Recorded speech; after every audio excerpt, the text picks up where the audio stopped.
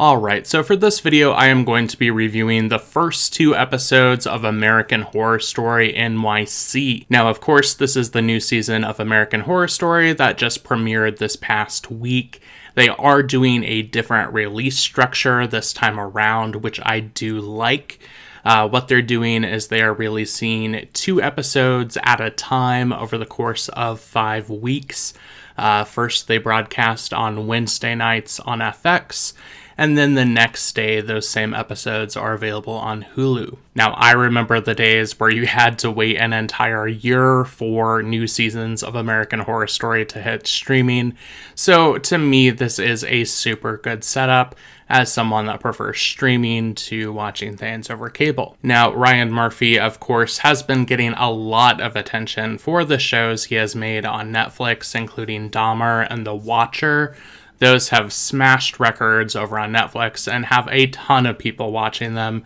So I think some of the attention has kind of gone away from American Horror Story, it seems like. It's sort of like this new season sort of just snuck up on us. And there were very few details about this new season ahead of time. So like a lot of people, I went into these first 2 episodes having almost no idea about what the plotline was going to be. Now, I will say I do think these first 2 episodes did have kind of a slow start, at least by American Horror Story standards.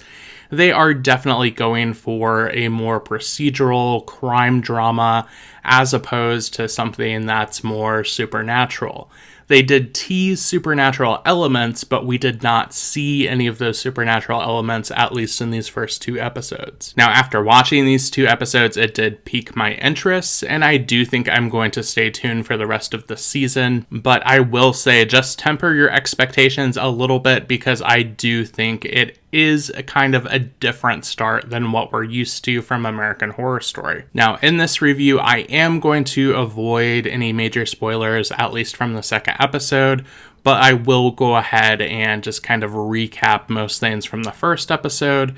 So if you want to go into this completely blind before you watch this, just be aware I am going to have some spoilers from that first episode. Now, what was interesting about American Horror Story NYC is instead of this just being a queer inclusive show, it now is a queer exclusive show. For this season, pretty much every character shy of Billy Lord is queer, as well as played by an openly gay actor. Now, there still isn't a ton of diversity in terms of gender identity or in terms of race, which is something that Ryan Murphy's projects are criticized for.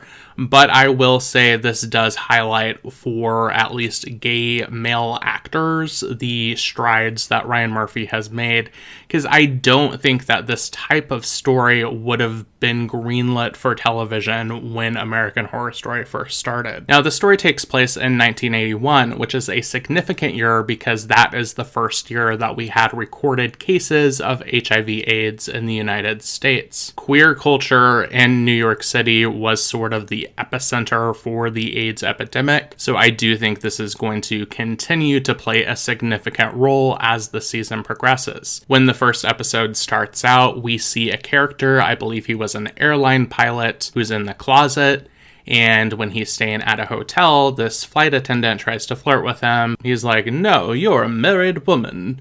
But of course, then it's revealed that he is actually a gay man who is looking for an excuse.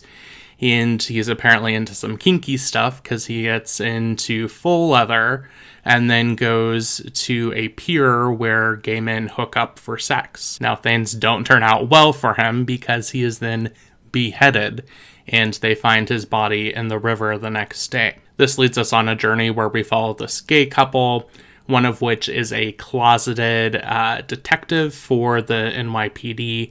The other one is a reporter who is openly gay and works for a newspaper that reports on gay culture. Both of these men have their own sort of encounters and perspectives on the situation that is going on where gay men are being murdered. But it's happening in kind of the seedy underworld of New York City, in leather bars and in gay bathhouses. There are some scenes that take place in a bathhouse. That's where we see Patti LuPone's character. She plays a bathhouse singer, which, fun fact, is actually how Bette Midler got her start when she was first singing in the 70s and 80s. There's another character who is played by Charlie Carver, who goes to Central Park with a friend who's basically going to go there to hook up with guys. And in that process, he is either kidnapped or murdered. We don't know exactly what happens to him, but he does disappear. And when Adam is with him in Central Park, he sees this guy in a leather harness and a mask who kind of looks like Bane from Batman. And he believes that this is the person who has been committing these murders. He ends up investigating this. He finds out that this guy has a code name, which is Big Daddy. And unbeknownst to him, he appears to be working together with this photographer and this guy who is sort of his business associate / sugar daddy, played by Zachary Quinto. All of this takes place with a parallel plotline where Billy Lord plays a doctor who is investigating this disease that appears to be breaking out among the animal population, particularly deer, around New York City and Fire Island. Now, this disease, they don't say that it's AIDS. I don't ever remember people talking about AIDS spreading through deer, so I do think maybe this is a fictionalized disease, but it is hard to ignore the parallels to HIV/AIDS going on at the same time historically. And I do think something in this plotline is going to tie into that, or at least be some kind of representation of the AIDS crisis. And that is another thing that I'll mention, is that throughout these 2 episodes, there are references to events and to characters, whether it is directly stated, like I believe there's a moment where they show a picture of Marsha P. Johnson, or there's characters that just have sort of a resemblance to real-life characters like Larry Kramer, or the photographer, I believe his name was pronounced Mapplethorpe, correct me if I'm wrong. And that does bring up some interesting potential for where the season is going to go over time. This does seem to be so heavily focused on queer culture in the 1980s, and referencing these very real, very specific things that were going on in real people and real situations. Now, we just saw Ryan Murphy produce the show Dahmer on Netflix, which of course was very popular in terms of the number of people who saw it.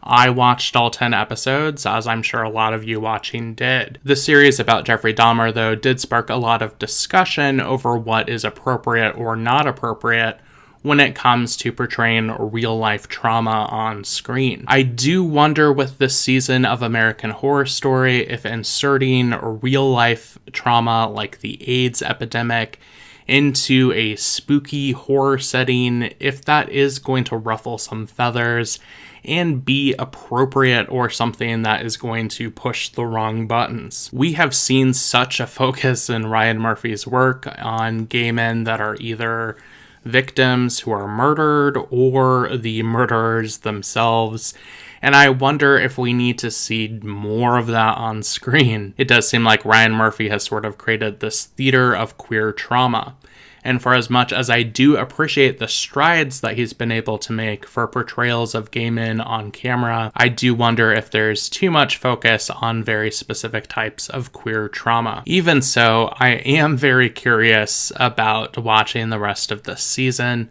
Ryan Murphy has this quality where he pulls people in with a spectacle. Usually it's a combination of the casting, the premise, the marketing, and as a gay man myself, I feel like he has really placed a foothold in queer culture. His shows are always a part of the water cooler chat for me, and it seems like even if I'm going to like it or not like it, I am going to watch it. So we'll see what happens by the end of this season. I'm going to try to keep an open mind, see what happens, see what I think by the time we get to episode 10. It does have a lot of different interesting things going on. I do think the cast is doing a good job, and that is despite missing some of the major actors like Evan Peters and Sarah Paulson. But We'll See is a procedural drama that seems to be based around a serial killer. Something that you want to watch, especially after we've just had Dahmer, Or do you miss the days of American Horror Story when the focus was on witches and ghosts and Lady Gaga as a vampire? Anyway, let me know what your thoughts are down in the comment section below if you watched these first 2 episodes. If you liked this video, make sure to give it a thumbs up. Also, subscribe to this YouTube channel to stay up to date with all things streaming. I want to thank you so much for watching today. I hope you all have a good one. Bye-bye.